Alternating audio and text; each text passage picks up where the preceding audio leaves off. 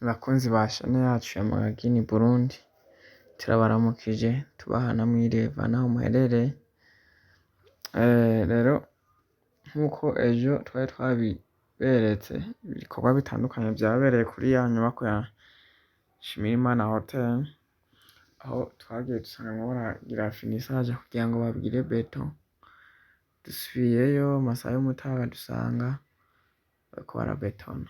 Rero nkuko babitubwiye yuko beto bayikora mu munsi umwe, umunsi mu gatondo twasubiye kugira ngo twirabire uko vyaraye bigenze, aho ibikorwa vyaraye bigeze.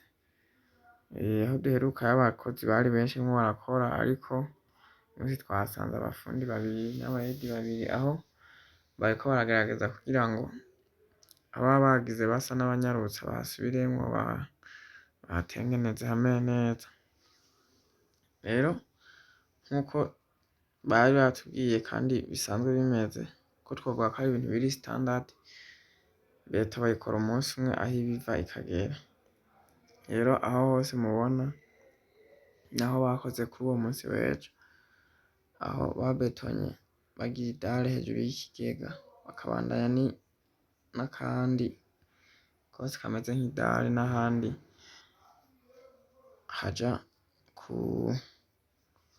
hazoja akazu k'umusekirite, aho hejuru y'igeti hazoba hariyo akazu umuntu ajejwe security aba yibereye ariko araraba ibihita, ibija, ibisohoka n'ivyinjira. Rero murumva yuko bari bakoze igikorwa kidasanzwe, igikorwa bigaragara neza ko bagikoze bagishoboye, bagikoze bagikunze, kuko uravye uko hangana bakubwira igitigiri c'abahakoze, igitigiri c'abantu 33, abafundi n'abayede bafatanye, ugasanga rero bakoze igikorwa c'ahantu hangana uko bakakimara. Bari ibintu bidasanzwe, ari ibintu biboneka ko harimwo ishaka. Bakunzi bacu turongera turasaba kandi ko kuwutaragira subscribe ko yoyikora, kugira ngo aze arabona amavideo agezeho ya buri munsi, bigezweho bitandukanye tuba twakoze vya buri munsi. Uwayikoze nawe ko yogira subscribe, uwakoze nawe subscribe ko yokomeza akagira comment, sharing, kugira ngo ivyiyumviro vyiwe n'ivyifuzo vyiwe bikomeze gukorerwako. Rero nkuko mwabibonye, urabona barahakoze hose barahamara. Nivyo gushima, nivyo gukenguruka, kuko n'ukwitanga ntangere, n'ubushake budasanzwe, aho umuntu avuga ati reka nkore ibintu bigende neza, ibintu bive mu nzira, bigire icerekezo. Rero urumva nkuko igihugu cacu kimeze muri gahunda yuko Burundi buzoba ari igihugu cifashe, igihugu giteye imbere mu mwaka 2040, 2060.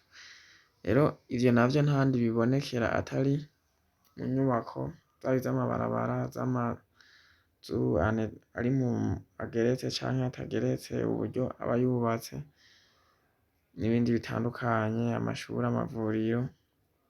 Rero naho murumva yuko ubonye umuntu yumviye igikorwa nk'iki, nawe aba ari muri ca cerekezo c'igihugu c'umukuru w'igihugu Evariste Ndayishimiye, aho avuga ngo Burundi igihugu cifashe, igihugu giteye imbere muri 2040, 2060.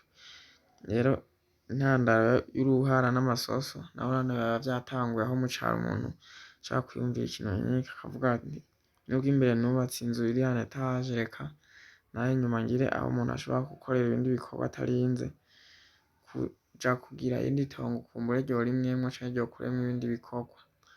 Rero ibiganiro vyacu nakagaruka, ibiganiro vyacu ni buri mwanya ko tubibonye aho tugeze. Aha hakaba ari muri komine Giteranyi, intara ya Muyinga ya kera, igihugu c'Uburundi. Mukomeze muhezagirwe, tuzoba twongera ubutaha. Ciao ciao.